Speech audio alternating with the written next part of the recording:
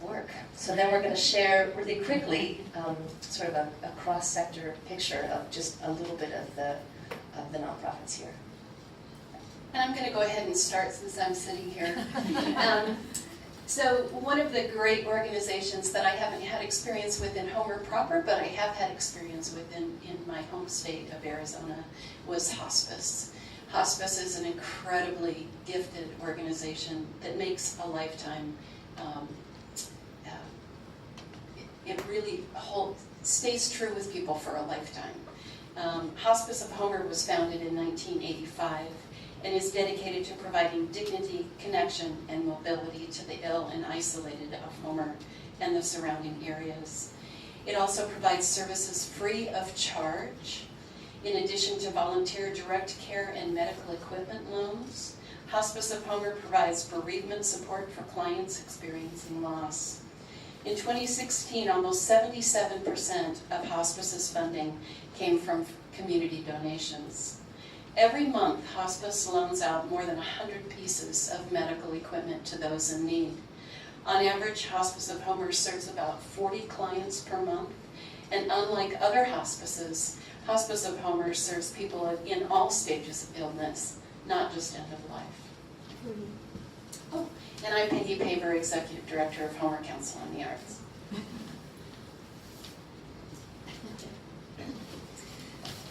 The Center for Alaskan Coastal Studies, I'm a Dell person of Bedell Street Arts Center, Coastal Studies connects people with nature through hands-on science-based education and stewardship programs. They operate year-round. Their primary focus is youth, especially school-age classes who participate in multi-day programs. They have 4 facilities that provide opportunities to engage with nature from forest to bluff, above the Homer to the sea, for all ages from preschool to seniors. And they share the uniqueness of Kachemak Bay with locals and visitors. And their annual Coast Walk meetup has over 550 volunteers, mostly local school students and teachers. And it's a really valuable program that I appreciate immensely. I'm Catriona Reynolds. I'm the Executive Director at the Kachemak Bay Family Planning Clinic, and I chose to talk about the Kachemak Heritage Land Trust. And they're an organization that I valued immensely since I learned about what they do when I worked at the museum.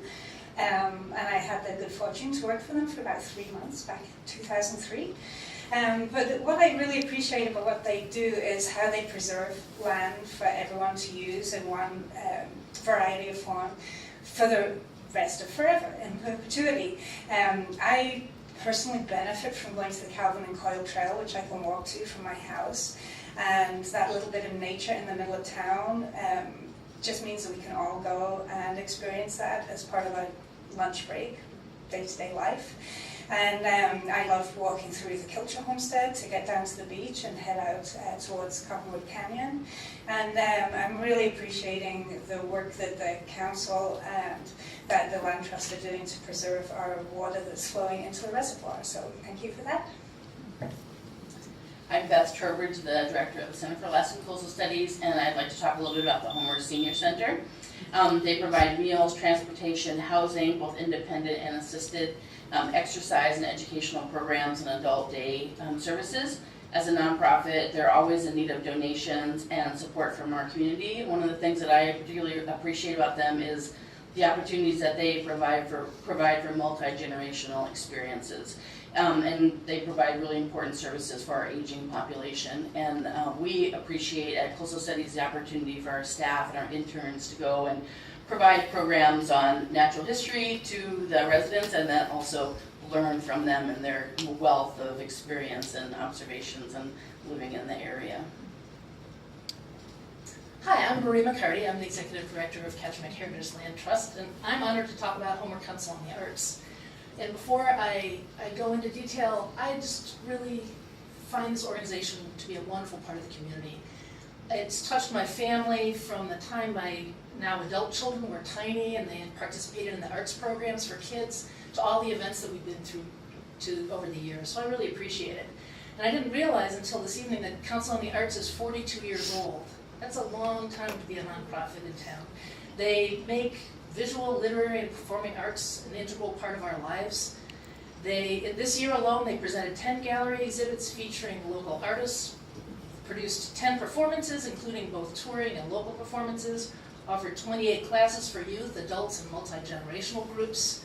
They fully funded multiple outreach activities with international touring groups for the middle school, for the rec room, for Homer Youth String Orchestra, and produced a week-long dance residency. So they cover the entire range of people's lives in Homer. They have an operating budget of just over $200,000 with 40% earned income, 40% grant funding, and 20% comes from people like us, the membership and donor contributions. $11,400 of their budget goes to employ local teaching artists. $6,000 is distributed to Homer High School for theater use, and over $1,500 is distributed to local students, giving them opportunities to attend summer art programs. So as you can see, they're important to all pieces of our community. Thank you. We're going to be quick, I promise.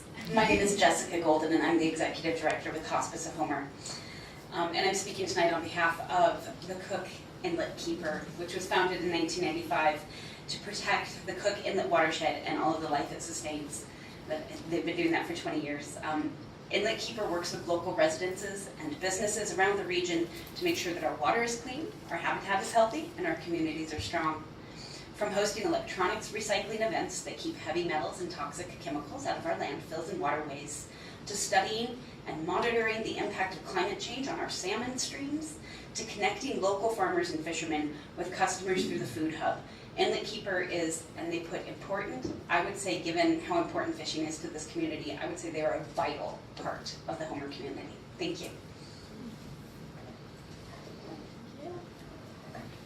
Hi, I'm Crystal Hall with the Homer Community Food Pantry. I'm the coordinator there now.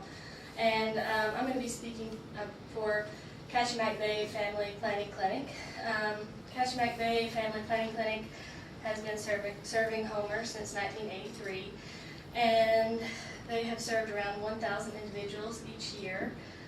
Services include educating more than 900 9th and 10th graders about healthy relationships and reproductive health. In addition to these services, they provide HIV and Hep C testing when the Exchange Homer Syringe Access Program is open. They also have provided case management for. They provide case management services and do screenings for abnormal cervical and breast results, connecting clients with treatment options and other resources. Hi, I'm Carly Ware. I'm the director of Cook Inlet Keeper, and I'm here to share my love of the Bunnell Street Arts Center. They're one of the few places I go out to in the deep dark of winter to some of their events. And year-round, they host amazing artists and residents that bring talent to Homer and talent out of Homer. They're a deeply rooted local community program. They have 3 full-time staff, and all of those 3 full-time staff have families that are also very engaged in the community. And amazingly, they have hosted about 10,000 participants in their galleries and programs, I think over a year, which is astonishing.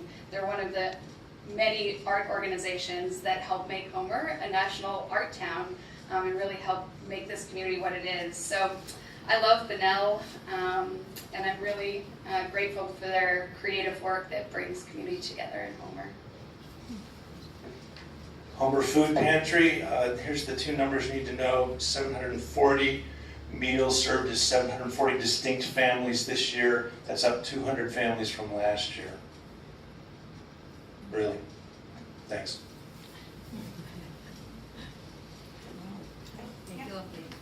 Thank you. All right.